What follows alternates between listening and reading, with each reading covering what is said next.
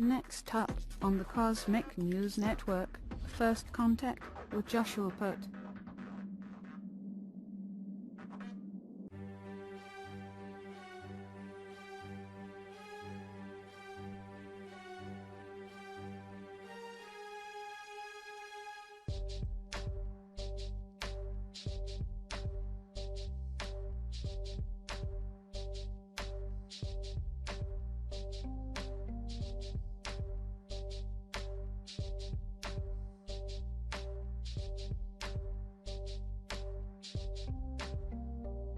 Good morning, Earthlings. How you doing today? Welcome back to First Contact Radio.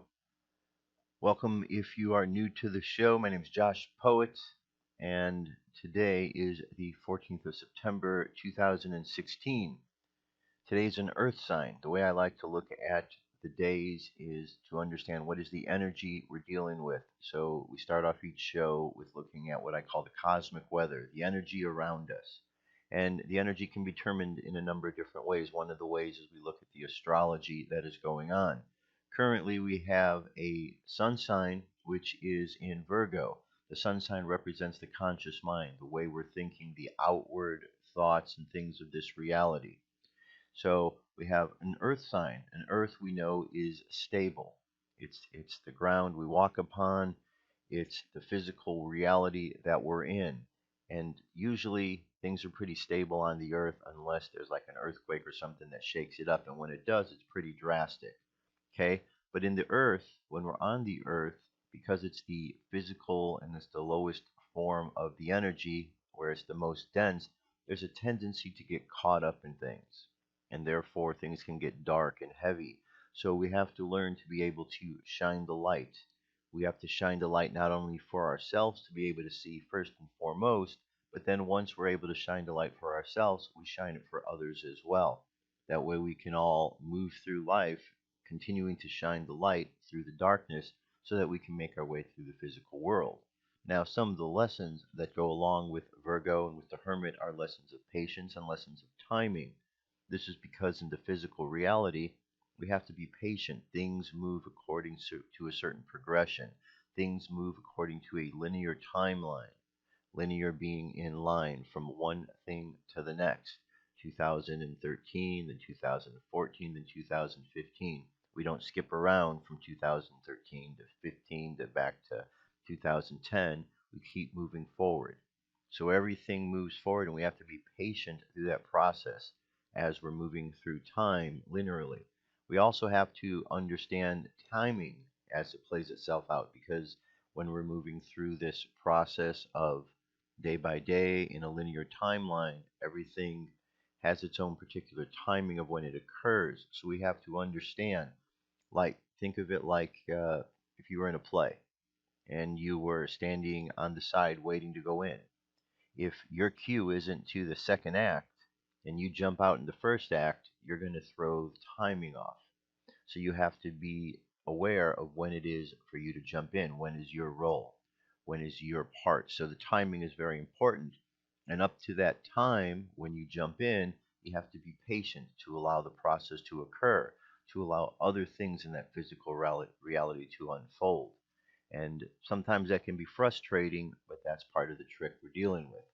Now, the unconscious, or the moon sign, which represents the unconscious mind, that which is underneath, is currently in Aquarius, and the tarot card represents that as the star. Aquarius is an air sign.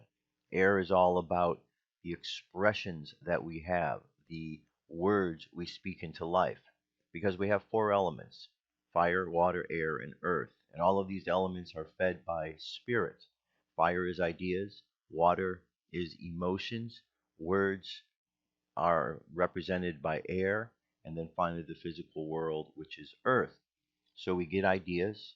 Those ideas are fueled by emotions, and those emotions then find an expression, whether it's an action or whether it is some sort of word expression. When we read the beginning of the Bible, it says things were created by a word. So word expression is very important. So Aquarius brings us that opportunity to express that which has been, the ideas which have been charged with emotion that are inside of us. And being that we are consciously dealing with the physical reality, we are all coloring this through the concept of this physical world and how are we expressing ourselves in this physical world. Aquarius being air, it's like a breath of fresh air that we get to experience as we move forward. And we're reminded with Aquarius that we need to take time out to be able to go in and look inside of ourselves for the answers we're seeking. Because if we just look in the outside world, we can get caught up in the illusion of what the outside world is, because there precedes fire, water, air, and then earth. So these other realities, these other energetics that exist prior to the physical reality. And if we lose sight of that, then we're just stuck. And that's not a place where we want to be. So we look some of the other aspects we're dealing with over the course of this day. The moon, Pisces, Aquarius has been in a trine since 1:41 a.m. with Venus. Venus represents imagination. So we apply imagination to the expressions that we're going to have. 7:23 a.m. Mars energized the expressions that we have with a sextile energy. So we have that Mars energy energizing everything that we're doing at the moment, energizing the way which we express ourselves, the air that's moving in our reality. When we get to this evening at 10:31, actually this morning 10:31 a.m., we're going to go void of course, and we have Uranus, unexpected changes, surprises. So the way in which we express ourselves, that air that's moving through us, suddenly something comes in, a surprise, a change, something not necessarily that we were expecting. And that carries us through the course of the day, because at 10:31 we go void with the moon. That means the moon is passed through the last phase of Aquarius, getting ready to go into the next moon sign, but that next moon sign doesn't occur until 9:23 p.m. tonight. So we go the whole day where we have an opportunity to contemplate where we've been, how we're going to express ourselves, what are the actions we've taken, where are we going. And then finally, when we move to tonight, 9:23 p.m., we move into the next phase, which is Pisces, the moon sign, again representing our unconscious desires. And the moon sign is represented in the tarot by the card of the moon. And what we do is we're going to, Pisces is represented by the moon. We have here two pillars. Pillars represent the point of what we know, everything on this side, and then what we don't know on the other side.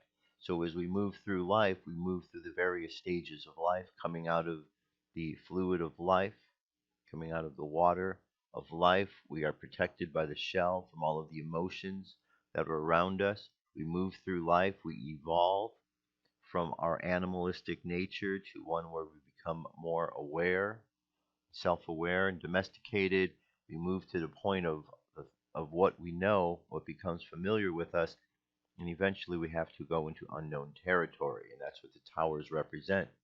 Once we walk past that point of what we don't know into the unknown, now it requires us to have faith.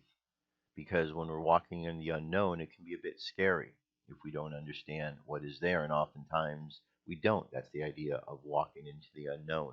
So we have faith, and I believe that faith is not just believing something exists, but actually takes it a next step further.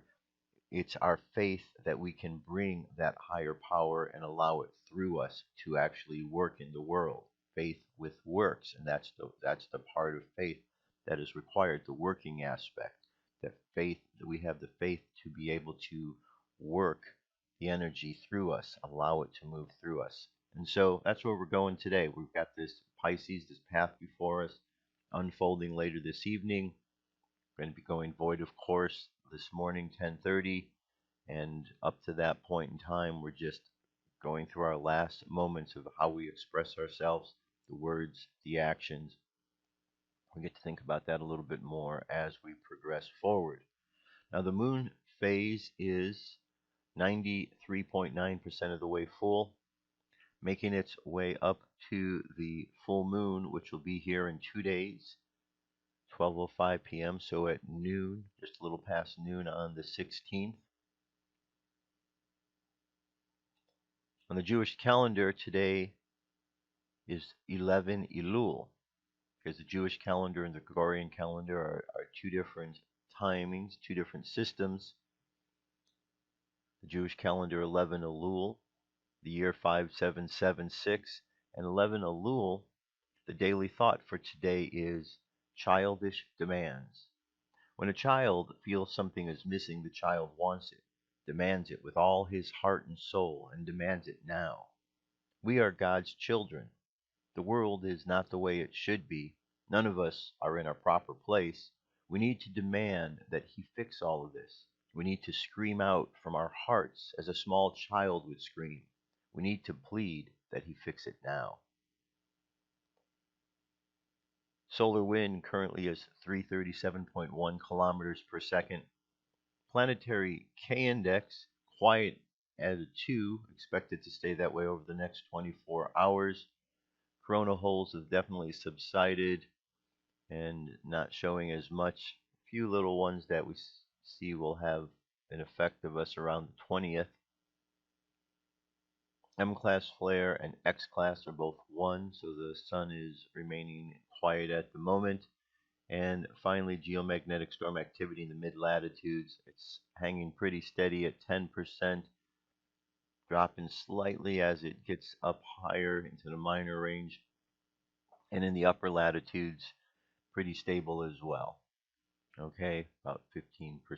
So that's the energy we're dealing with over the course of this day. And again, I like to think of this as the energy that we're going to be dealing with as we move into the world. The reason it's important is because what we do know is that we live on the earth. The earth has a firmament over it, or maybe the ionosphere, a dome of sorts, and between the earth and that ionosphere, there's this whole field of energy which becomes trapped, which is part of the reality that we're moving in. And so as we're moving in this field of energy, it's important to know what the energy is like. It's no different, though, than just looking out the window and seeing whether it's sunny, seeing whether it's raining, knowing how you're going to dress when you go outside. And the various symbols of the astrologies and the tarots and this and that, they're just symbols, they're just guideposts. You don't give your power up to them, none of that nonsense. All you're doing is you're looking at them because they're a picture representation or they're a categorization of how different psychologies come together to paint how people act, how people interact. That's all it is. They're just tools that we use to learn from. Nothing more, nothing less. So that's our solar wind, that's our cosmic weather for today. And I'll be back momentarily, and we shall continue on because UFO news is up next. Let's get to it.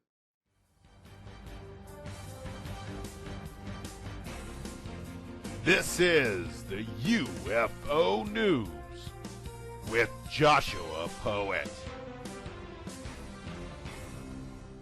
All right, Dirk. Thank you very much. Today, I've got 4 stories for us. First story takes place over a village in France, and this took place on the 11th, just a few short days ago. You see a object, very saucer-like in appearance, with some sort of trail of energy, smoke, something coming off the back of it.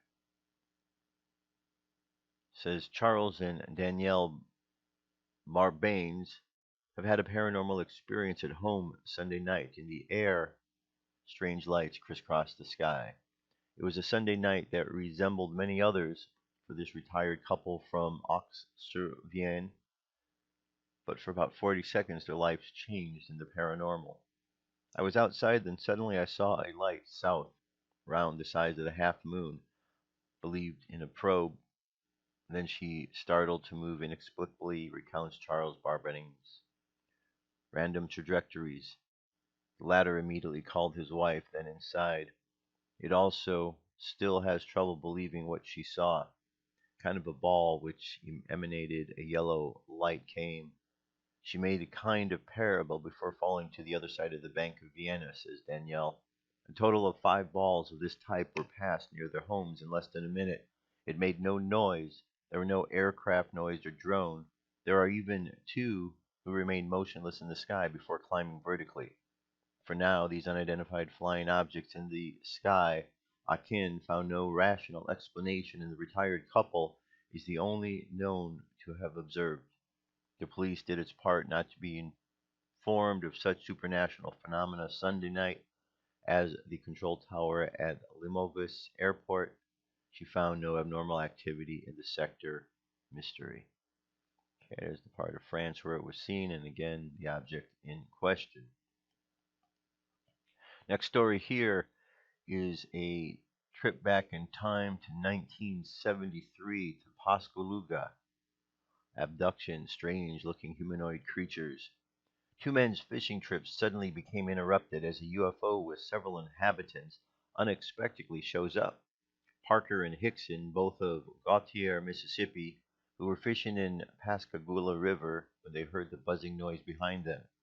In the fall of 1973, 2 men fishing in Jackson County, Mississippi, were startled by the appearance of a strange craft on the riverbank. 3 humanoid creatures emerged from the craft, taking at least one of the men on board. Some 20 minutes later, the creatures deposited both men back on the shore where they were taken, and together with their craft disappeared into thin air.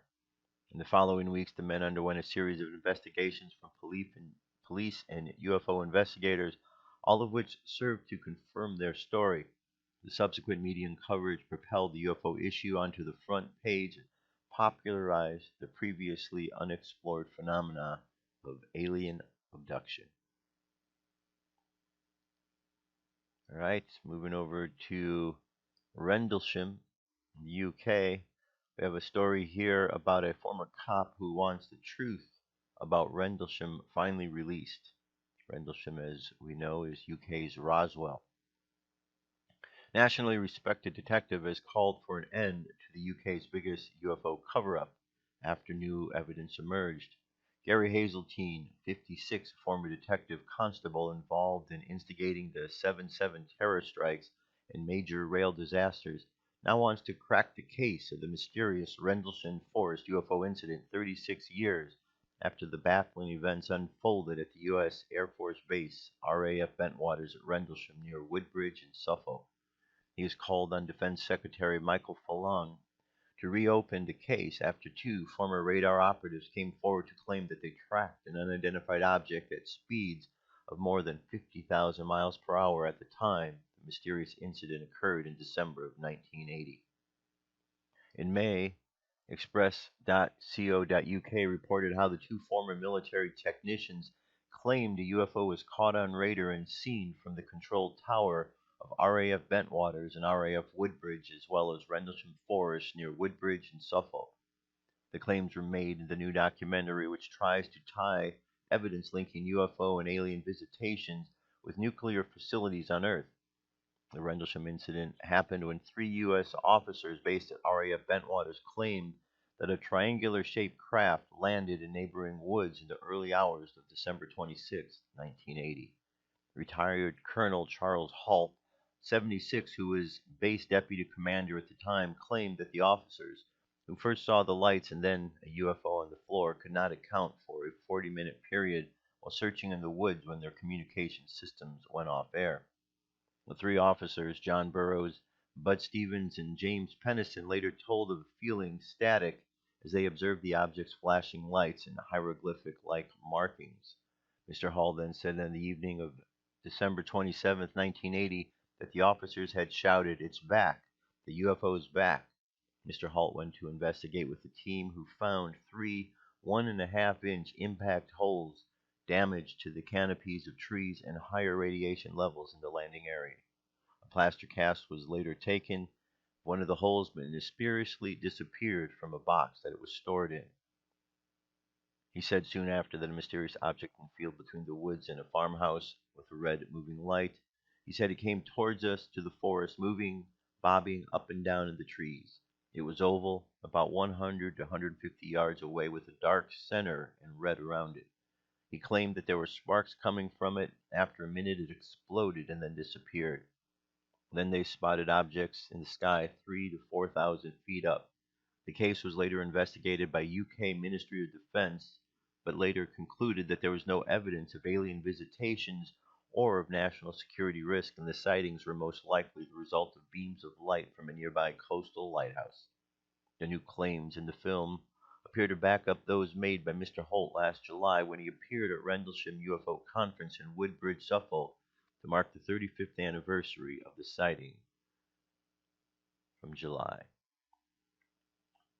It says a new documentary says at the time RAF Bentwaters was the largest American tactical nuclear bomb depot in Europe. Jim Carrey and Ike Barker were manning the control tower in the night and revealed the testimonies in the video for the first time, claiming a UFO was caught on radar and that they saw it. Mr. Carrey described seeing an object on radar when Mr. Barker said it hovered momentarily, reversed its course, and went back on a high rate of speed. Mr. Hazeltine said that the MOD should reopen the investigation in light of the claims from the men who were never interviewed at the time. All right, so there's more to this story here, but you understand the gist of it. This has been an ongoing case for many, many years, and certainly this could bear further investigation. And one last piece for today. This is about the organization SETI. Okay, SETI, as we can see here, SETI is a nonprofit corporation founded in 1984. The Institute is a scientific and educational organization governed by the provisions of Section 501c3 of the U.S. Internal Revenue Code. And here's a little understanding about what is the mission of SETI. SETI, Search for Extraterrestrial Intelligence. Our mission is to explore, understand, and explain the origin and nature of life in the universe, and to apply the knowledge gained to inspire and guide present and future generations. We have a passion for discovery and for sharing knowledge as scientific ambassadors to the public, the press, and the government. The SETI Institute is a private nonprofit organization dedicated to scientific research, education, and public outreach. The Institute comprises 3 centers: the Center for Education, the Carl Sagan Center for the Study of Life in the Universe, and the Center for Public Outreach. Founded in 1984, the SETI Institute began operations February 1, 1985. Today, it employs over 130 scientists, educators, and support staff. Research at the Institute is anchored by 3 centers: the Center for Education, the Carl Sagan Center for the Study of Life in the Universe, and the Center for Public Outreach. Edna DeVore leads the Center for Education, Natty Cabral, the director of the Carl Sagan Center, and Seth Shostak is senior astronomer. All right, so I thought this would be important to bring this site up here. You can see they've got links to the work that they do, all about their research. SETI, their search for extraterrestrial intelligence, is an exploratory science that seeks evidence of life in the universe by looking for some signature of its technology. Our current understanding of life's origin on Earth suggests that given a suitable environment and sufficient time, life will develop on other planets. Whether evolution will give rise to intelligent technological civilizations is open to speculation. However, such a civilization could be detected across interstellar distances and may actually offer our best opportunity for rediscovering extraterrestrial life in the near future. Says our team focuses on a wide set of disciplines ranging from observing and modeling the precursors of life in the depths of outer space to studies on Earth, where we are attempting to learn more about life began and how diverse forms have survived and evolved. The SETI Institute's education and public outreach programs, otherwise EPO, share the excitement of searching for life in the universe with people of all ages. Many folks are curious about our place in the universe. Are we alone in this vast ocean of stars and galaxies? So there you go. I thought with the recent discoveries that are going on by SETI, maybe it might be important to put this up there so you could look through their site, see what they're about. They've been working for a long time, since the 80s, and they do good work. They do good work, you know, and it's obviously very painstaking work that occurs, requiring a lot of patience. And so there you go. So that's our UFO news for today. I'll be back momentarily. Stay tuned. Come into our circle, Great Spirit. Fill our souls with peace.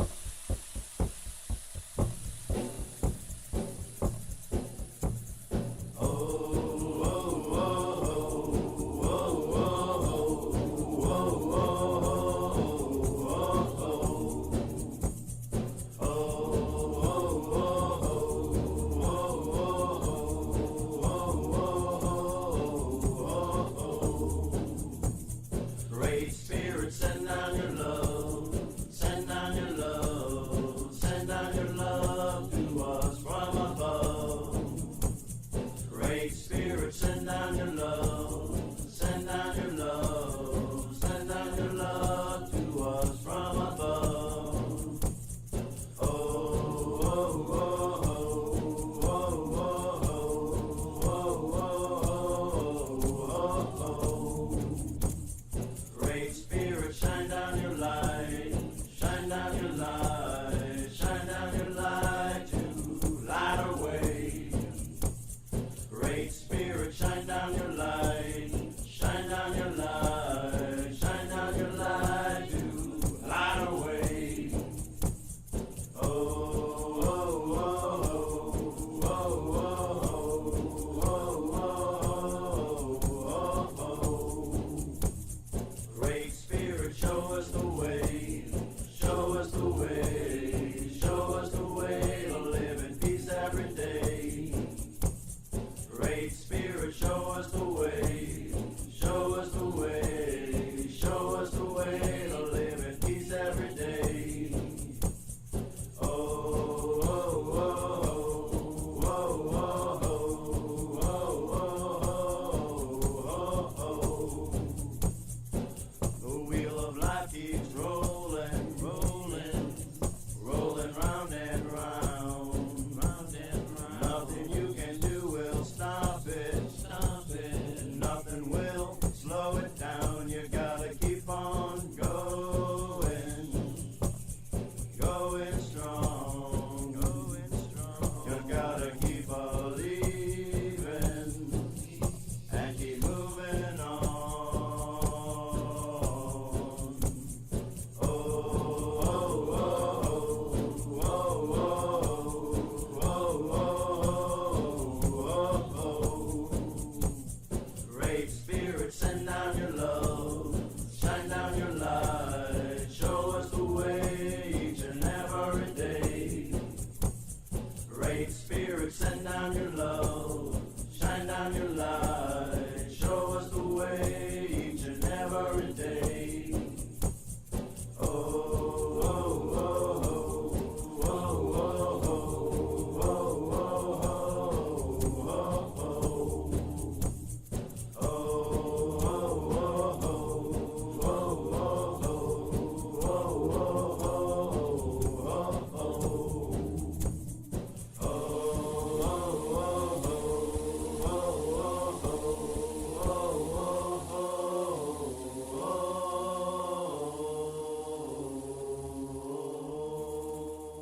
All right, welcome back. Welcome back. So today, I thought I would change gears a little bit. Last couple days have been talking about politics and pretty serious issues that are going out there indeed. There's a lot of issues that are being dealt with, but it's real easy at times to get caught up in all of that and forget about other aspects that are more important in life. The politics will be there, the problems that are going on will be there. I mean, we get bombarded by it every single day, and it can get overwhelming. And I have conversations with others, and I was having a conversation with somebody yesterday, and they were very concerned because they're hearing, the stories on the news that they're already declaring Hillary to be the winner, and how could that be? And it's just so much manipulation that is taking place that people don't know what to think. Bottom line, there isn't an election that has occurred yet.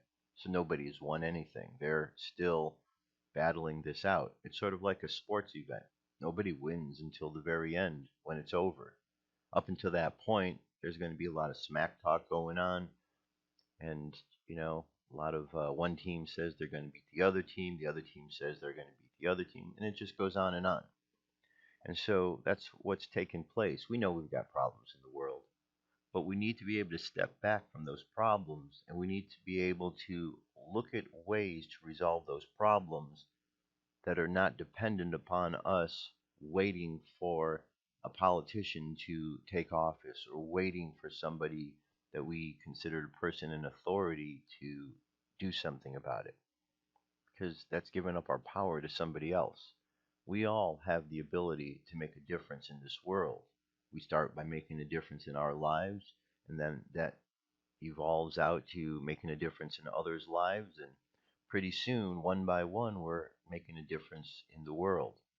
So I wanted to take a look at some things, kind of give ourselves an infusion of spiritual energy today here, just to kind of keep ourselves grounded and focused of that.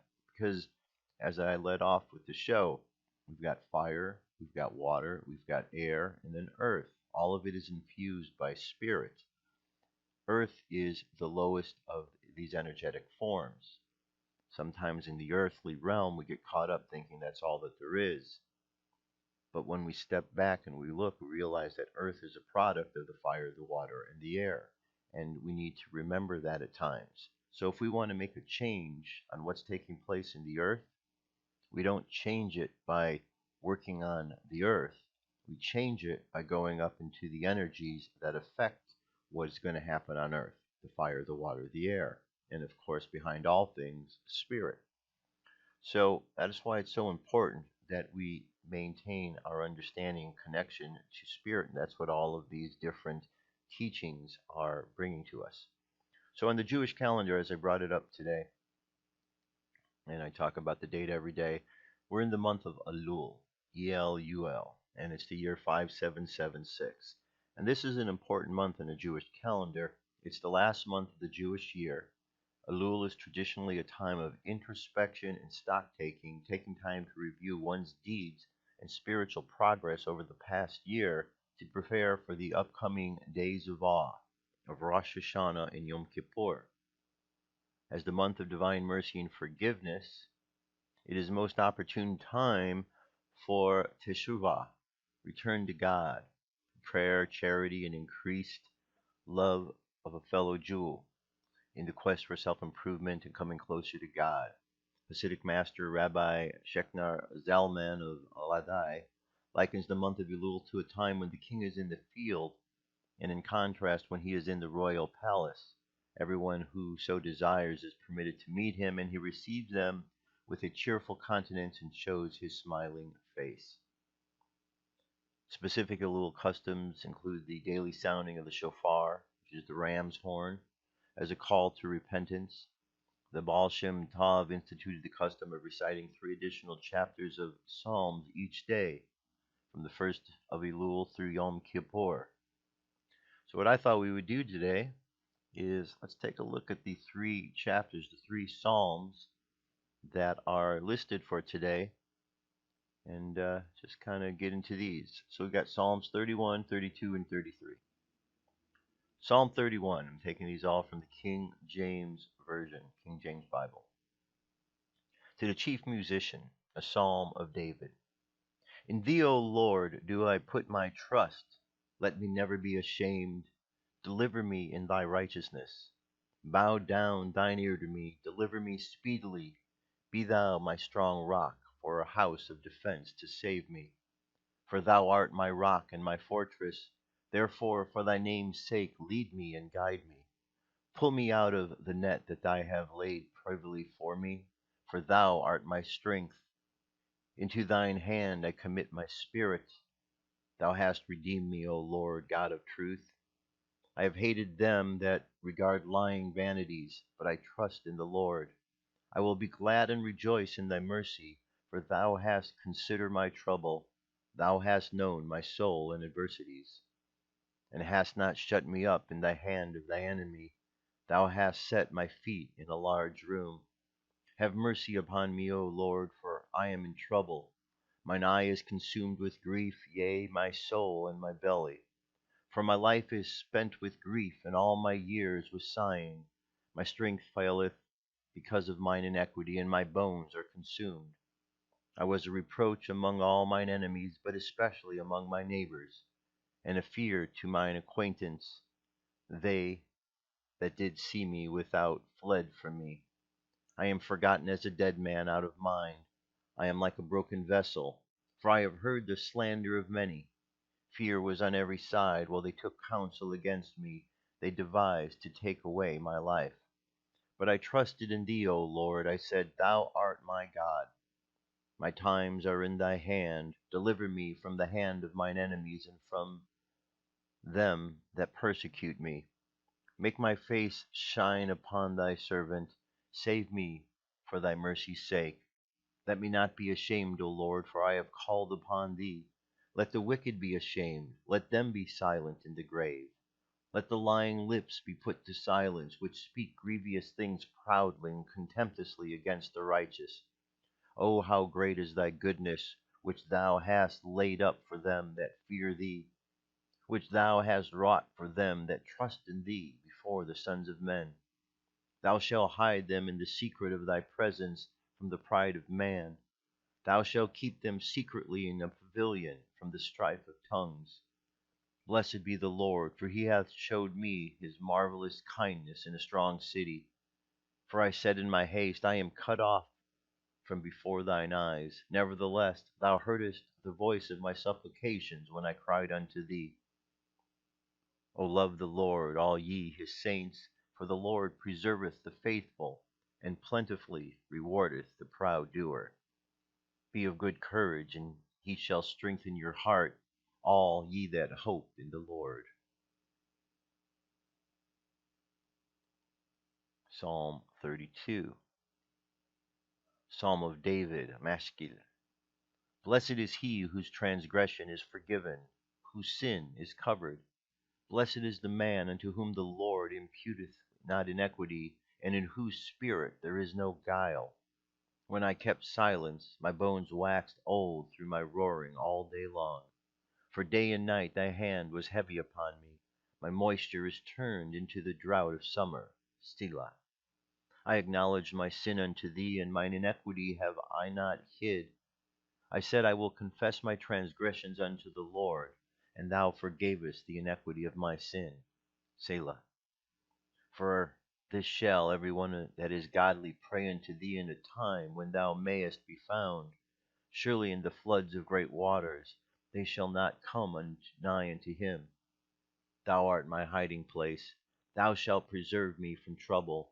Thou shalt compass about me with songs of deliverance. Selah. I will instruct thee and teach thee in a way which thou shalt go. I will guide thee with mine eyes. Be ye not as the horse, or as the mule, which have no understanding, whose mouth must be held in with bit and bridle, lest they come near unto thee. Many sorrows shall be the wicked, but he that trusteth in the Lord, mercy shall compass about him. Be glad in the Lord, and rejoice, ye righteous, and shout for joy, all ye that are upright in heart. In Psalm 33. Rejoice in the Lord, O ye righteous, for praise is comely for the upright. Praise the Lord with harp. Sing unto him with the psaltery of an instrument of 10 strings. Sing unto him a new song. Play skillfully with a loud voice. For the word of the Lord is right, and his works are done in truth. He loveth righteousness and judgment. The earth is full of goodness of the Lord. By the word of the Lord were the heavens made, and all the host of them by the breath of his mouth. He gathereth the waters of the sea together as in a heap. He layeth up the depth in the storehouses. Let all the earth fear the Lord. Let all the inhabitants of the world stand in awe of him. For he spake, and it was done. He commanded, and it stood fast. The Lord bringeth the counsel of the heathen to naught. He maketh the devices of the people of none effect. The counsel of the Lord standeth forever, the thoughts of his heart to all generations. Blessed is the nation whose God is the Lord, and the people whom he hath chosen for his own inheritance. The Lord looketh from heaven, he beholdeth all the sons of men. From the place of his habitation he looketh upon the inhabitants of the earth. He fashioned all hearts alike, he considereth all their works. There is no king save by the multitude of a host. A mighty man is not delivered by much strength. An horse is a vain thing for safety, neither shall he deliver any by his great strength. Behold, the eye of the Lord is upon them that fear him, upon him that hope in his mercy, to deliver their soul from death, and to keep them alive in famine. Our soul waiteth for the Lord, he is our help and our shield.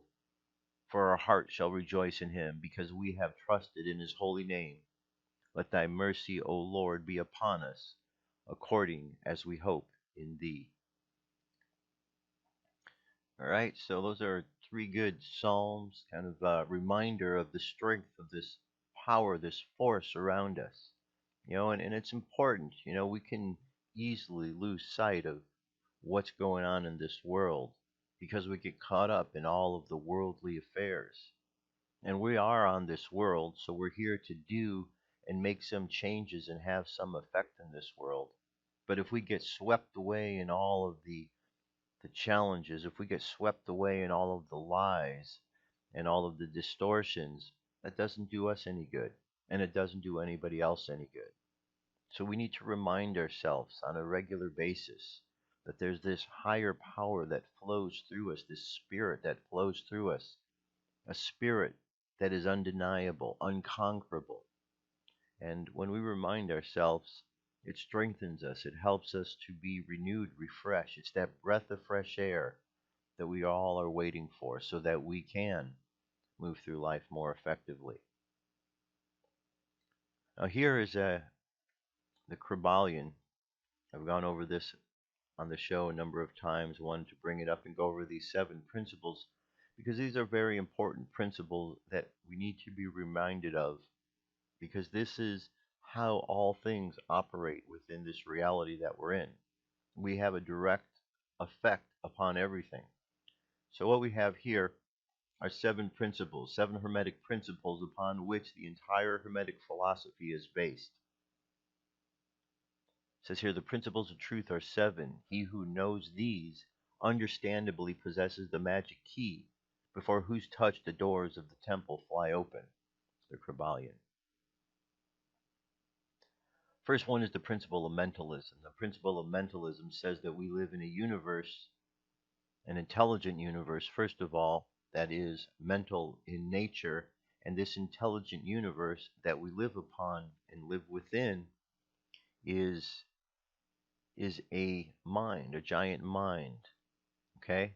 So we're living in a giant mind. We're living in this mental reality. And the principle of correspondence tells us that within this mental reality, the smallest aspect of it corresponds to the largest aspect of it. And through the idea of correspondence, the smallest part is able to communicate with the largest part, and so on. So when we understand the concept of God, that we as small drops of this divine source are still filled with the essence of the whole, because we are able to correspond and communicate with that. And all of this energy is alive.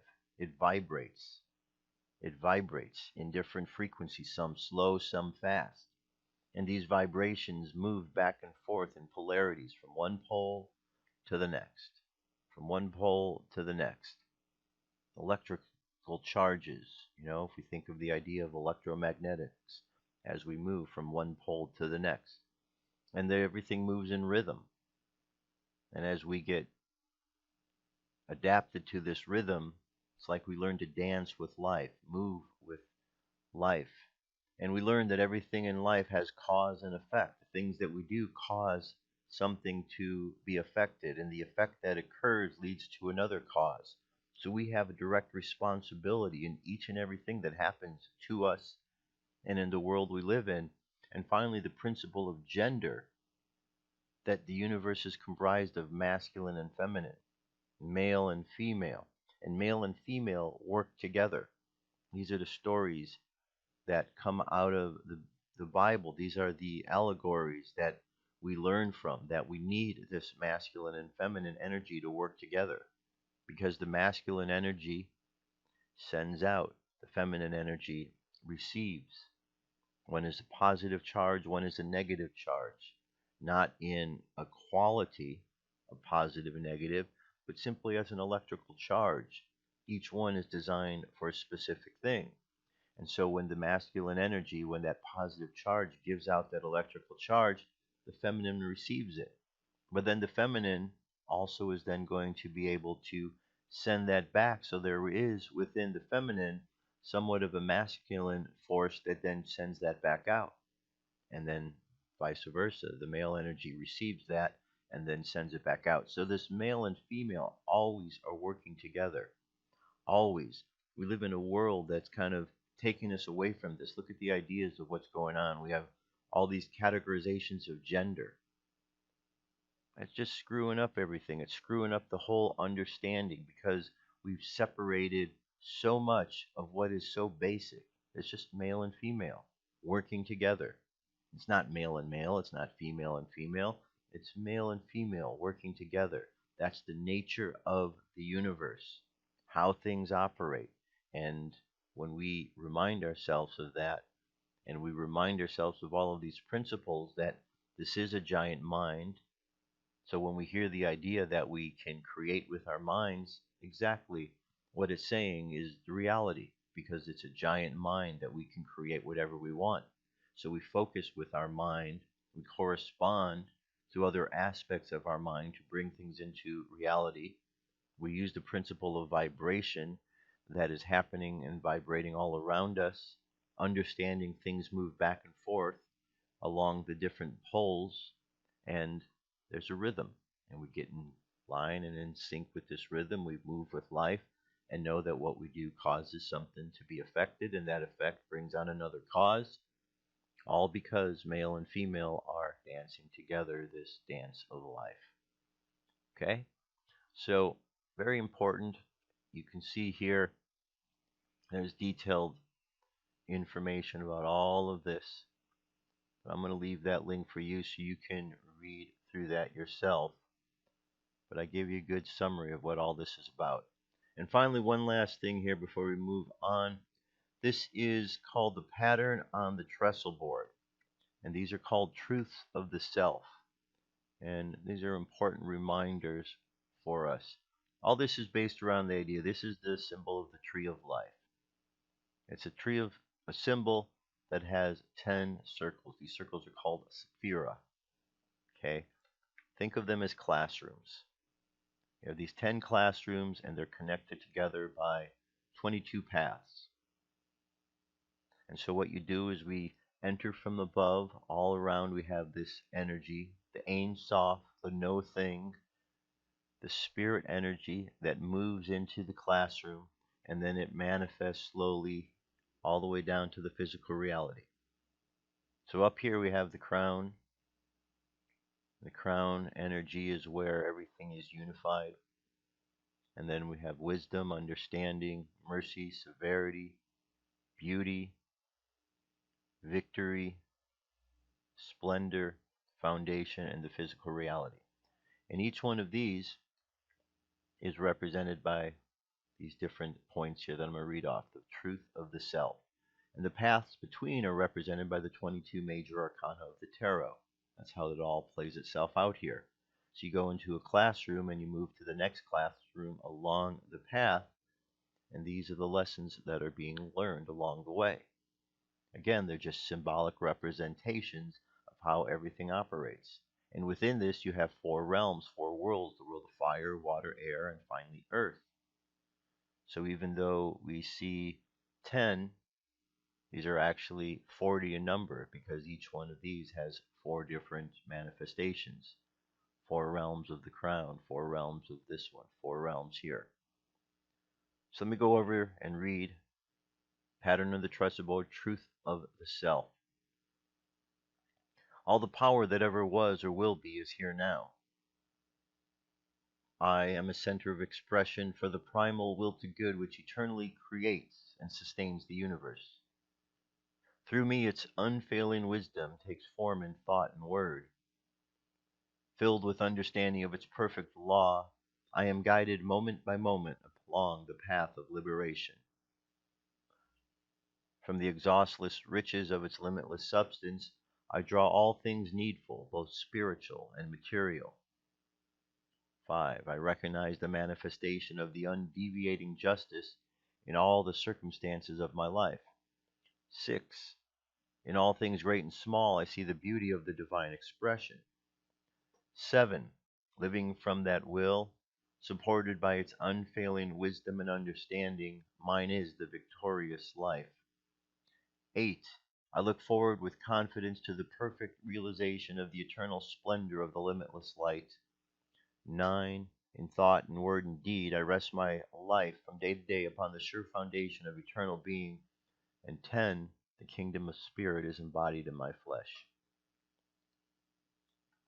If you take this and if you remind yourself about this on a regular basis, you'll find there's a great power, a great strength that you will have through understanding, because you're simply understanding more of how all this reality is unfolding around us and through us. Okay, we're part of something that is much bigger than who we are, much bigger than this physical reality. And so these are very powerful symbols, very powerful phrases. This, along with the words and understanding of the Kabbalion, along with the understanding of the various religious and scriptural texts like the Psalms, these all help us to understand something much greater, much bigger. And when we do, life changes. We become much more effective in the reality in this world that we're in. Remember, we're in this world, but we're not of it. Okay? We're in this world, but we're not of it. We're just here for a temporary stop. It may seem like a long time because we're in the physical reality, but it's just a temporary stop. All right, I have an article here over at In5D from Gillian Macbeth Luthan, and it's called The Realms Have Begun to Shift. The realms have begun to shift, and this is a message from Michael. I am he that is known as Michael. I am he that has stood behind you, who has backed you, who has separated you from your grief, from your angers, from your limitations. I am he that walks with you on this day. I ask that you beckon and call upon me to stand to the front, to the back, to the left, to the right, above and below of your energies. I ask you to call on me on a daily basis, to ask me to cover you with my protection. The realms have begun to shift like two tectonic plates that slide side by side. In this sliding, there's a surface difference. There's a crack in between the worlds, between the dimensions, and between the known realities. The energies of this tectonic tilting come forth in the form of earth shifts, personal shifts, heavenly shifts. This tectonic energy and this tectonic flux will affect your biological body. There will be separation within body, mind, and thought process. What this means is that the body will react differently as though a time shift has occurred, separating action and human thought. You will have a thought, there will be a pause, and the body will then react. There is a time lapse between thought and biological function, and you will do something, but you will not have memory of doing it in this realm. This time-space definition in between thought and biological action is deliberate. There will be delayed reactions on everything on Earth, for you are going through a time shift that will affect everything and all actions and reactions. This gives your mind an opportunity to change and shift slowly. In that one celestial pause, the light is hoping that you will embrace change and stop fighting your divinity. Time will feel sufficiently slowed down enough so that you can almost see the flower bloom. You can see the seed begin to sprout. You can see the hummingbird's wings motionless. You have already begun to notice that as your sun rises and sets, there's a difference that is noticeable and felt on subtle levels of your being. Everything and everyone knows something has changed. You are given a slowing of time so that you can expand, not contract. You are given in between time to move away from the contradictions of your world, of your money, of your health, of your thoughts, into the expansions of the divinity that needs to be more involved in your life, in money, and in the future of Earth. And this time slowing event, and this methodical plotting of energies, see it as God breathing healing light into what pains you, into what limits you, into what holds you captive and a victim of circumstance. Allow the energy of the universe to breathe through you. In God's expansion and contraction are one. In God's eyes, expansion and contraction are but one. Time and energy will slow down enough to allow you to heal the tears in time. Okay, so it's a good message. Reminder, we are going through shifts, energetic shifts. So what's happening on the physical is happening, but there's things more significant taking place on other levels. This is why we are feeling the changes. This is why we're experiencing more of these sightings that we're having, or people are having more we have more channeled messages. Just take a look over at YouTube and see how many messages there are. People are being informed through dreams, and we understand that there's something taking place. Something very significant and profound is happening around us, so we want to pay attention. We need to keep reminding ourselves of the spiritual aspect of things, which is what the whole purpose of today is about. Now, as we're here in this physical reality, we're constantly interacting with other people. And to understand a little bit about that is important. We need to understand that everyone we see is a reflection of us, playing out something that we need to understand about ourselves. So here's an article: How to See Yourself as Others See You. It is common and commendable to be curious about how others see you in general or in specific situations. The more insight you have into this area, the less time you're apt to lie awake at night wondering. And even when you have acted differently in a specific situation, upon review, this insight generally provides the best answer for moving forward. It is quite possible to see yourself exactly as other people see you. However, this takes courage and the development of some insight. So if you dare, have a peek in the mirror. Carl Jung says everything that imitates us about others can lead us to an understanding of ourselves. So understand that other people are our mirror. Simple concept, yet one that people are either unwilling or unable to grasp. Summed up, it is simple that other people reflect you. Your emotions, your traits, your feelings are reflected back at you from other people, either through in-kind responses or through predictable reactions to the emotions or feelings that you're wishing. Recognize that people say things about you or about you for a reason. While it can be easy, in fact, it's human nature to dismiss anything not felt to be relevant, not seen to be complimentary, and to see it rather as a reflection of the person saying or commenting about things you're not comfortable with. To an extent, it's about them, but that's not the whole story. For the most part, it probably has a grain of truth in it for you, even if it's painful for your ego tempts you to reject it out of hand. Be alert to this probability. It's less important that you identify with what may have been actually said here. Rather, what matters is connecting with the times that you say the same thing to another. Recognize that this person to person mirror is a two-way mirror. Just as people say things about you for various possibly obscure but knowable reasons, recognize that when you do the same thing, examine why you have said a certain thing. Usually the self-examination will occur after the fact. 4. Consider the person whom you detest is invariably your perfect mirror. They're just like you. While this may seem strange or even offensive to you, experience often bears it out. The reason is that we invariably overlook behaviors in ourselves that we can't tolerate in another. By allowing the other person to carry the burden of our own disliked inner quirks or weaknesses, we shield ourselves from having to meet our less likable aspects head on and choose instead to view the unlikable traits as the fault of the other person. Often we see this as insurmountable because we choose to believe that the other person is the one generating the unwanted behavior.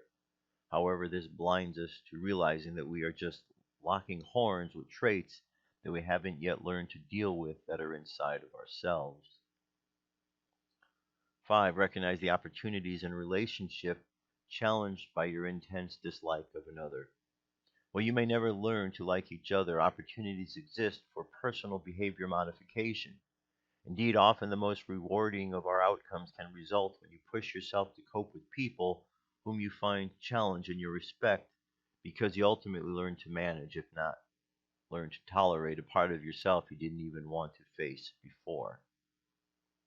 6. Continue seeing yourself as others see you throughout life. This isn't a one-off exercise. It's something that will benefit you and your relationships for all time, and as such, it's essential that you continue to remain alert and willing to see yourself reflected in others around you. Once you have refined seeing yourself exactly as others see you, by witnessing the reflections in and from others, you will find yourself more forgiving of others, more willing to reach out and to pull people through the awkward moments and the difficult times, because you see not only your own struggles, but theirs too, all intertwined as one. All this takes is constant self-examination, self-honesty, and a willingness to step outside and see yourself regularly. Okay, so very good points. So, as we're going through the world, as we're seeing all the challenges that are taking place in this world, if we can learn and remind ourselves that everything that's occurring is a reflection of us, and we can learn from it, we'll find ourselves in a much different place, because instead of feeling victimized by what's happening, we start to see and understand that there's no victimization. There's simply opportunities for us to grow by learning through learning what another person is seeing, feeling, and so on. So I thought all of these things would be very important for us today, just to remind ourselves, because it's so easy to get caught up in the physical world, and we don't want to get caught up. There's a lot of really good things happening, but while the good things are happening, there's a lot of things that are breaking down, and we don't want to get caught up in seeing the things breaking down where we forget about all the good things that are happening. So while all the lies are being exposed, and all the mistruths and all the corruption is being exposed, we have to know that there's a lot of truth that's being built up as well. And I believe that what we're going to ultimately see through this political process is a changing of the guard. I truly believe that Donald Trump has really shown the corruption that is going on. He's pulled the band-aid off of it, and we're seeing this, and there's a lot of reactions to it, because the old system that's been in place for a long while has been a system of corruption, and it has taken someone coming from the outside to expose all of that. But we are all part of this as well. It's not just about one person. We are all part of this, and it's an opportunity for us to decide, where are we going to stand. Okay, we may have been part of the corruption in the past. We may have gone along with the lies of the past, but now we have to decide, is that the way we want to keep going? Or do we want to move forward into a new form of truthfulness? Do we want to leave behind those old patterns, those old ways? And that's what this is all about when I look at it. That is what it's all about. And it's really simple once we can look at this perspective. But the challenging thing is, we get caught up in all of the little details that go on, and then that can pull us down, makes everything feel real heavy, right? So there you go. That's going to bring us to our meditation for today. What I thought I would do during the course of the meditation, I'm going to read some passages from the book, The Life and Teachings of the Masters of the Far East, just to kind of wrap things up today, because there's some really nice phrases and passages here. So close your eyes, take a deep breath, and exhale. Take another deep breath and exhale again. And another breath and exhale. Now, as you're breathing in and out, just contemplate the words. Just listen and let your mind understand the words. And let your heart feel the truthfulness in these words. Almighty and all-pervading Father Principle, which shines forth ever triumphant from within us out to all the world, and is the light, love, and beauty which we are experiencing this day, and which we always experience if we only will. We bow before this altar on which burns the undying fire of perfect love, harmony, true wisdom, unending devotion, and pure humility. This sacred light shines steadily on, undimmed from within the souls of those now gathered at this, the altar of true fatherhood, sonship, and devoted brotherhood. This divine light does shine forth from those near and dear ones, out and out to the most remote places of all the world, that all may see its great light and may experience its undimmed and unquenchable love. The rays of this all-pervading light, beauty, and purity shine through the receptive souls and hearts of those who are gathered at this, your altar. We now, conscious of these all-consuming and embracing rays of love, and we send forth, and they transmute, blend, and harmonize all of mankind. It is the true and the pure Christ of God, standing forth from each and all, that we salute and stand face to face with, equal to, one with God. Again, we salute God, our Father, our Mother, right within and standing forth. So allow these words just to resonate within your being.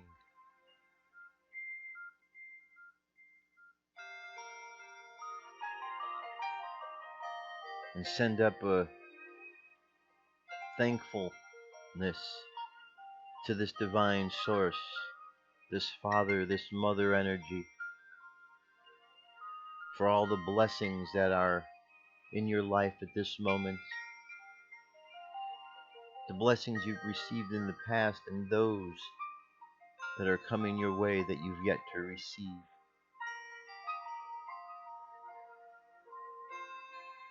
And feel the universe, this source of love around you. Feel it just giving you a big hug,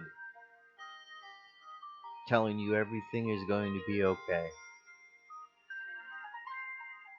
And just feel the universe completely supporting who you are, what you are, what you are doing,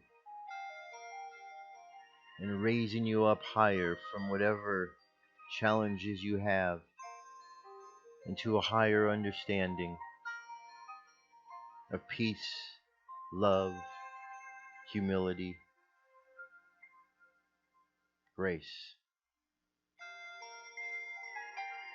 So let the subconscious mind now continue out in this journey, exploring and experiencing this love and this universal support around us. And let's bring the conscious mind back to the present moment on the count of 3. 3, coming back to the present moment, filled with confidence. 2, coming back to the present moment, filled with faith.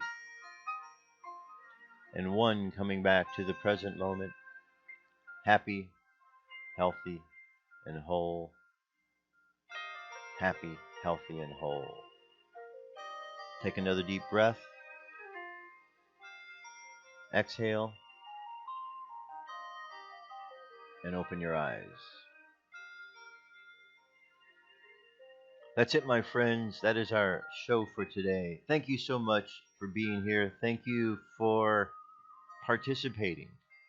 You know, to me, the spiritual aspect of things is the most important. And, you know, we get caught up. I get caught up. And sometimes we think that that the physical world is caving in around us because we see all the challenges. But when we step back and we look at things from another perspective, we see that there is so much opportunity, hopefulness, because the great creator that breathed life into us here upon this earthly plane has a great plan for us, much greater than what is going on with humankind and human plans. There's a battle going on. There are those that are rebelling against all of these forces of good, these forces of God. And they are here on the physical reality. We can't deny that. We need to be aware of them.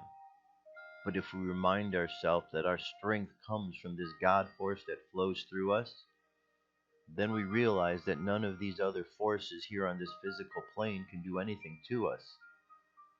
So we just allow them to be, and ultimately they'll disappear, they'll dissipate. And that's really our purpose, to shine a light so the darkness does dissipate. And all of this good force, this God force that flows through us, can shine bright into this world. Because that's the way that it's supposed to be. And that's what we're here to do, to shine this light bright for each of us, because we're all in this together, my friends. All of us. So that's it for today. I'll be back tomorrow with more news and information. Have yourselves an awesome day. I love you. Keep loving each other, and I'll talk to you soon. Peace. I'm out of here.